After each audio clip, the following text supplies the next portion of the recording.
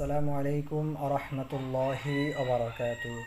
প্রিয় দর্শক, আজকে আমি আপনাদের উদ্দেশ্যে আলোচনা করব একটি গুরুত্বপূর্ণ দোয়া সম্পর্কে।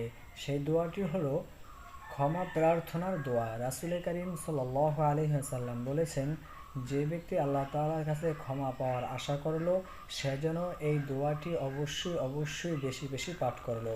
প্রিয় দর্শক, আসুন আমরা যদি আল্লাহ তাআলার কাছে ক্ষমা চেয়ে ক্ষমাকে কবুলিয়াত করতে চাই, তাহলে এই দোয়াটি ক্ষমা চাওয়ার আগে আল্লাহ তাআলার কাছে একবার হলো আমরা পড়ে তারপরে আল্লাহ তাআলার কাছে ক্ষমা চাই। প্রিয় দর্শক, আসুন কথা না বাড়িয়ে এখন দোয়াটি আমরা জেনে নেই।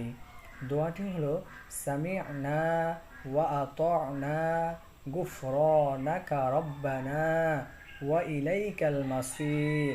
প্রিয় দর্শক, আপনি যদি আরবি না পারেন তাহলে শুনে শুনে অবশ্যই দোয়াটি আমলের নিয়তে শিখে নেবেন। প্রিয় দর্শক, ছোট্ট